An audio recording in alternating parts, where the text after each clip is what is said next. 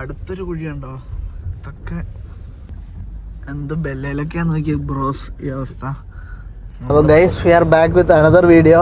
അപ്പോൾ ഇന്നത്തെ നമ്മുടെ പരിപാടി എന്ന് വെച്ചാൽ നമ്മുടെ ഹൈ ക്രോസിലാണ്. ഇത് കുറേ നാളായിരുന്നു നമ്മളൊന്നെടുത്ത് ഓടിച്ചിട്ട്.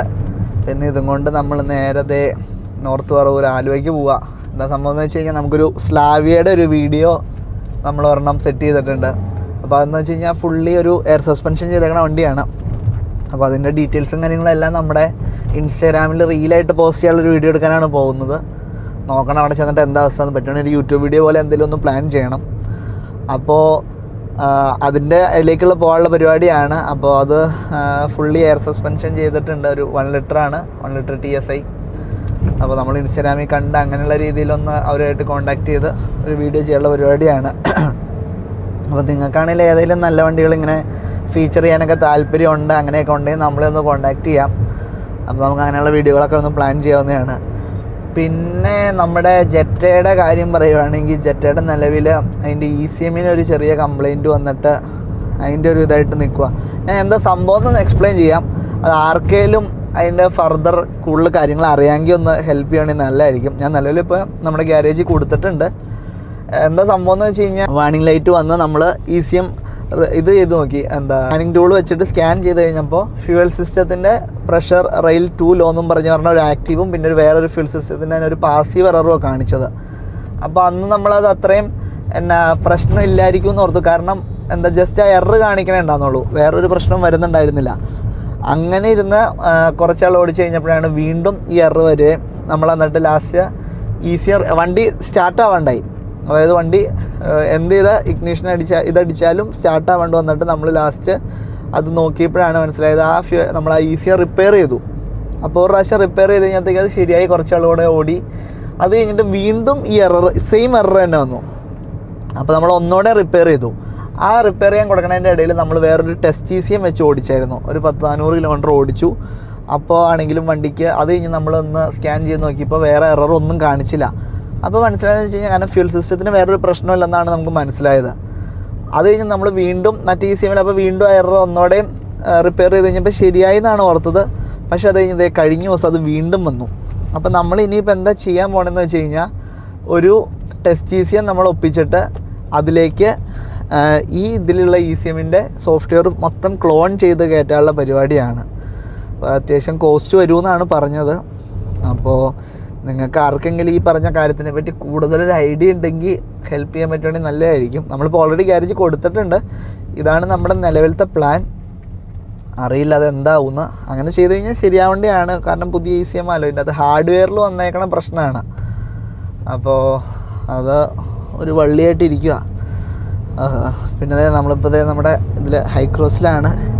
ഹൈക്രോസിൻ്റെ ആംഗിൾ പ്രശ്നം എന്ന് വെച്ച് കഴിഞ്ഞാൽ ഈ അരപ്പ CVT ഗിയർ ബോക്സിൻ്റെ. ബാക്കിയെല്ലാം ഈ വണ്ടി അടിപൊളിയാണ്. നമ്മൾ ഹൈക്രോസിൻ്റെ ഒരു വീഡിയോ ഒക്കെ ചെയ്തിട്ടുണ്ട്.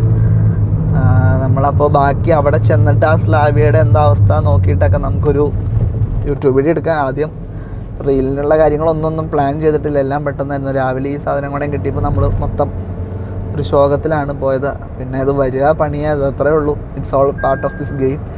അപ്പോൾ നമുക്ക് നോക്കാം ബാക്കി എന്താവുന്ന. ഇപ്പോൾ ഈ വീഡിയോ ചുമ്മാ കാണിക്കണമെന്ന് വെച്ചാൽ നമ്മൾ പോണ വഴിക്കുള്ള അവസ്ഥയാണ്. കുഴി കണ്ടില്ലേ? ജെറ്റയും കൊണ്ട് വരാത്ത ഭാഗ്യം. ഇന്ന് ഞാൻ ശരിക്കും ജെറ്റയും കൊണ്ട് വരാമെന്ന് ഓർത്തോണ്ടാന്നിരുന്നത്. അപ്പോഴാണ് രാവിലെ ഈ വള്ളി കിട്ടിയത്. അടുത്തൊരു കുഴിയുണ്ടോ? ഇതൊക്കെ ചാടിക്കിടന്ന് വേണം നമുക്ക് എന്താ ഭാഗ്യം ഇതായിട്ട് വന്നത്. ഈ വഴി ഇത്രയും മോശമായി ഞാൻ പ്രതീക്ഷിച്ചില്ലായിരുന്നു. എന്നിട്ട് ഞാൻ മണ്ണൂരിന്ന് മറ്റേ പ്രൈവറ്റ് റൂട്ട് എന്ന് പറയില്ലേ, ആലുവയ്ക്ക് ഇടാനുള്ള ആ വഴിയാണ്. അപ്പോൾ അവസ്ഥ നോക്കാം മച്ചാനെ, സീൻ തന്നെ. ഒന്നും പറഞ്ഞിട്ട് കാര്യമില്ല. ഈ നാട് വിട്ട് പോകണം എല്ലാവരും. വേറെ രാജ്യങ്ങളിൽ പോയിട്ട് നല്ല റോട്ടികളെ വണ്ടി ഓടിക്കണം. അതാണ് എൻ്റെ അൾട്ടിമേറ്റ് എയിം. പക്ഷെ നമുക്ക് നാട് വിട്ട് പോകാൻ പറ്റില്ലല്ലോ. ഒന്നും പറഞ്ഞിട്ട് കാര്യമില്ല, അതൊക്കെ ശരിയാവുമായിരിക്കും. എന്ത് ബെല്ലയിലൊക്കെയാന്ന് നോക്കിയ ബ്രോസ് ഈ അവസ്ഥ. നമ്മൾ പോണത് ഒരു റോഡിൻ്റെ അവസ്ഥയാണ്. ഇതൊക്കെ ഇപ്പോൾ എത്ര നാളെ ഇങ്ങനെ കിടക്കണമെന്ന് അറിയില്ല കേട്ടോ. ഞാൻ ഈ വഴിക്ക് വന്നിട്ട് ഇപ്പോൾ കുറച്ചായി. പക്ഷെ ഇന്നാള് നമ്മളൊരു 2-3 മാസം മുന്നേ വന്നില്ലെന്നോ, 3-4 മാസം മുന്നേ വന്നിട്ട് വലിയ പ്രശ്നം ഉണ്ടായില്ലോ. ഇല്ല, ഇപ്പോൾ ഇത് കഷ്ടം തന്നെ. റോഡ് പണ്ട് തൊട്ടാണെങ്കിലും ഒത്തിരി ആയിട്ടില്ല, നേരെ തന്നെ പോവാം. പക്ഷെ ആദ്യം സൂപ്പർ റോഡായിരുന്നു ഈ വഴിക്ക് ഞാൻ ബൈക്കിന് പോയിക്കൊണ്ടിരുന്ന. അപ്പൊ നല്ല എന്താ പറഞ്ഞ സെറ്റായിട്ട് പോകുന്നത്.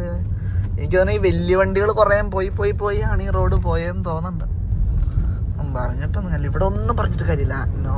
No nothing will happen, just accept it. ഇത് അന്ത്യമില്ലാത്തതാണെന്ന് എനിക്ക് മനസ്സിലായി നമ്മൾ പോയിക്കൊണ്ടിരിക്കുന്നത്. ഓരോ വണ്ടികൾ ഇറങ്ങി വന്നത് കണ്ടോ, കഷ്ടം തന്നെ. ഇവിടെ ഉള്ളവർക്കൊക്കെ എങ്ങനെയായിരിക്കും അല്ലേ? നമ്മുടെ അവിടെ ഇത്രയില്ല, പക്ഷെ കഷ്ടി അടുത്തത്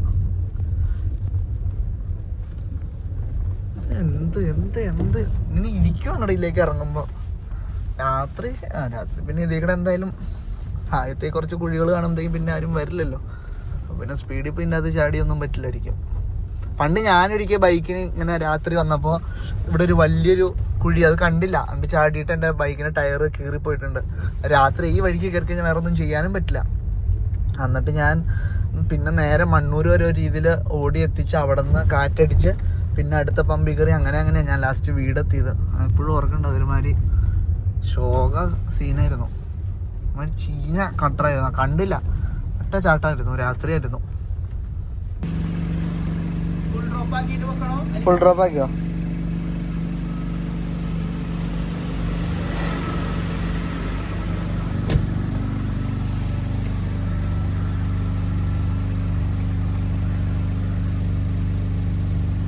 ഇരുന്നല്ലേ അവിടെ.